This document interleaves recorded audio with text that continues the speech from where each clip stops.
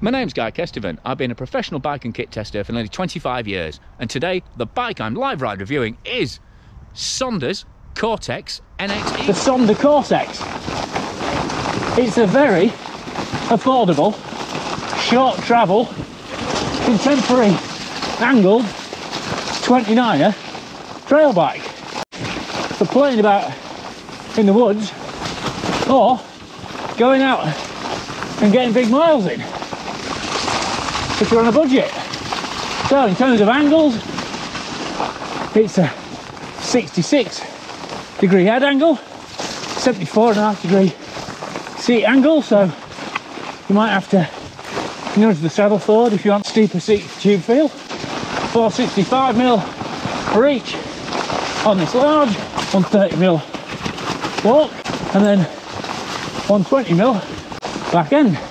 Comes in 4 sizes and 3 colours, and despite being a full alloy frame, it's surprisingly light if Sonder be believed, at 3.2 kilos for a medium with metric deluxe shock.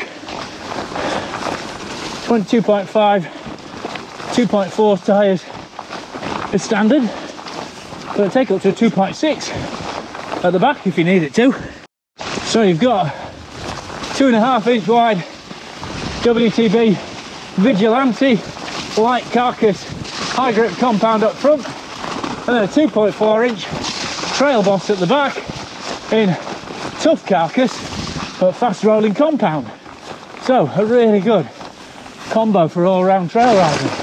And even this £2,000 NX model with a heavier weight cassette and, you know, chunky transmission in general still weighs under 15 kilos if you get the correct Neo wheels in it. This has got hobos in it currently, which are a bit heavier, but you know, the whole bike is really efficient pedalling for the price. Neil, the designer at Sonder Bikes, is a really avid hardtail fan, so he definitely didn't want to lose any pedalling efficiency when he added a rear shock to his bikes. So it comes as standard with the RockShox Deluxe with, I have to say, a pretty firm tune on it. It's certainly not going to bob all over the place under power, but it's also going to feel pretty stiff and pretty linear. So I rode the bike with that on at first, and very efficient but hardly cloth. But luckily, if you want more subtlety and tuning options from your suspension, they offer Cane Creek Inline as a £150 upgrade. So message Neil and got that shock, and that has been an immediate character changer on this bike. I mean, it takes a bit more tuning because you've got high and low speed compression and rebound adjustment, but nice and sensitive off the top now, and then really good mid-stroke support. Still a bit progressive, but to be honest, you want that in a 120mm bike. You don't want it blowing through all its travel, and you've got that tough carcass rear tyre to protect the back end if you do properly smack it through. And while that tough carcass rear tyre can still make the back end feel a bit wooden when you're hitting into stuff hard, and this is a bike that was bred in the Peak District by Neil in his testers, so it's designed to be tough and survivable, and you can obviously choose a lighter, more pliable tyre if you want as well. And on this mid-price NX Eagle build, you get 130mm RockShox Revelation, a standard, and a manic dropper post, whereas the dropper post is an upgrade option on the basic bike. As you can see through there, really nice, precise, well balanced even in properly slippery conditions. But as it stands, that really tight, efficient pedalling feel and lack of excess movement means, oh sorry, thank you, it really does get the meters upwards and the miles in very easily. And one of the questions I'm asked loads on videos, like I say, especially on the budget 27.5 inch bikes like you know, the Boss Note, things like that, is there a 29er equivalent which kind of offers that kind of excellent budget spec with, you know, the length and stride of a 29er bike? And this Cortex is one of the very few options I can suggest to people, which is all the more impressive because, you know, they're only a small company and they actually have real shops you can go and try the bikes from in normal circumstances, and not just online only. You know, they've got proper shops in, you know, big out, you know, across the UK. Only a few of them, but you know, enough that you've got somewhere you can go and try these bikes in proper terrain. And as you can see, that's exactly where they kind of excel. It's only a one-hand grab. So while that Vigilante might be a slog in some situations, it's great to have that grip and confidence of a really sorted front end in others. And 15 kilos is a decent weight for a hardtail at this price. Certainly one with some serious rubber and wide tyres underlining the control. And it's certainly not shy to pick up speed and hold on to it if you're heading into the hills for a long one, or just charging the climbs for another go back down.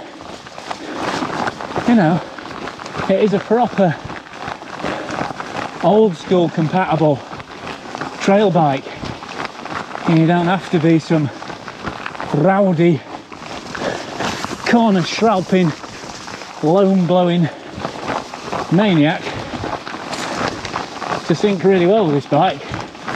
But if you are one of them, then happy days. That 45mm stem, 780mm bar, you know, nice grippy lock on love mud grips from the Alpkit own brand range, and even that 130mm fork, 60 degree head angle. Happy days. Straight lining, some fairly serious stuff on this. You know, the motion control damper is still a good control piston, and you get the same debonair spring technology with that extra negative volume for a really smooth start. And you get proper 35mm legs, so there's good stiffness in the fork chassis as well. I mean, basically it's just an old pike, and that was a cracking fork. And obviously if you're doing more vert rocky stuff or enduro riding on the regular, then there's the E-mod to take care of that. But as you can see, even this Cortex is really well poised and balanced for handling steep and slippery stuff. You know, they've made sure they've equipped it really well with that bar and that short stem and that Vigilante tyre, that even though I made right pig's ear of the lines down there, it's a while since I've ridden this, you know, and even that Revelation fork, nice and controlled down there. You can feel it start to pack a little bit if it carries on for a long time in terrain like that. And again, it's very much a hardtail biased bike. As I've said before, it feels like a bike that enjoys being ridden through the bars, and the front wheel and the back end will sort itself out, rather than it being a lovers of the back wheel type of bike. But yeah, it's a little gem for the money. And then just remember that most brands are only just putting together a capable hardtail at this price, let alone a really well sorted full suspension bike that's fully loaded with all the bits you need and the proper quality bits as well, you know. Tri-Tech tyres, decent fork, and while it's good as in its high control mix, for that lightweight frame there's nothing to stop you building it up as a very perky cross-country bike. It's lighter than a lot of carbon machines at double this price, or you know, bikes with frames that cost more than this complete bike. And I know that for a fact because I've got mates who've had a shock from wearing their bikes recently. And it's great to see a little company like Sonder turning out so many excellent bikes, because since the Cortex came out, there's the Evo, 150mm fork, 140 rear for bigger hitting stuff, and then you've got the transmitter, the bike that totally changed the landscape of sub-1,000 pound hardtails in terms of how much fun you could expect to have. And then you've got a whole load of gravel and adventure bikes in alloy, steel, custom, titanium. I even do a plus tandem, which I've always wanted to go on. So whether you're just playing down in the local lockdown woods like I am today, or when restrictions allow, heading off into the hills, there is a Sonder for you, and hopefully I'll be getting more of them on the channel as soon as stocks allow.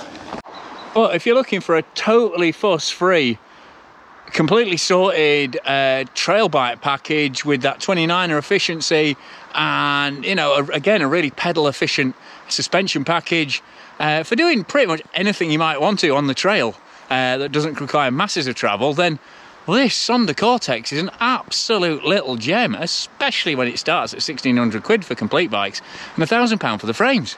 So thank you very much to Sonder for lending me the test bike. Sorry I've hung on to it for so long. I actually picked it up before the first lockdown. We're now in lockdown 3. So it's probably nearly a year it's taken me to get around to making this video, but it's been lent out loads, it's been ridden loads, and it still looks absolutely brand new. I mean, have a look at the Tech Talk close-up and you'll see it's, you know, it's lasted brilliantly, because, you know, it might seem relatively simple, but all the components within it on the frame and the spec are really, really good, reliable, durable components, because that's the kind of riding experience that Sonder want you to have. But for now, thanks very much to them for lending me the bike. Thank you very much to my patrons for supporting videos like this, allowing me to take out from time from my normal testing work to make these on a murky Wednesday afternoon. Massive thank. If you like what I'm doing here and you want more extended, exclusive behind-the-scenes edits, please consider joining those guys over on my Patreon channel for a small monthly cost. But thanks for watching this, thanks for subscribing, click for notifications, give it a like on the thumbs up because that makes YouTube share it more, and yeah, for now, stay safe, stay healthy, you know, whatever the restrictions are with you, wherever you are in the world, just, you know, biking is really, really important for stress reduction, for mental health, for just keeping your brain alive and keeping a smile on your face. And you might have already spotted, if you're local, there's a couple of bits on this video where there was a chance to send something and I didn't, and frankly that's because I think the last thing my local hospital needs is a broken YouTuber clogging up the beds and taking up the time when they have more important matters on their hands with a global pandemic going on. That's that really. I've been Guy Kesteven on GuyKesTV talking about the excellent, economical Sonder Cortex NX Eagle.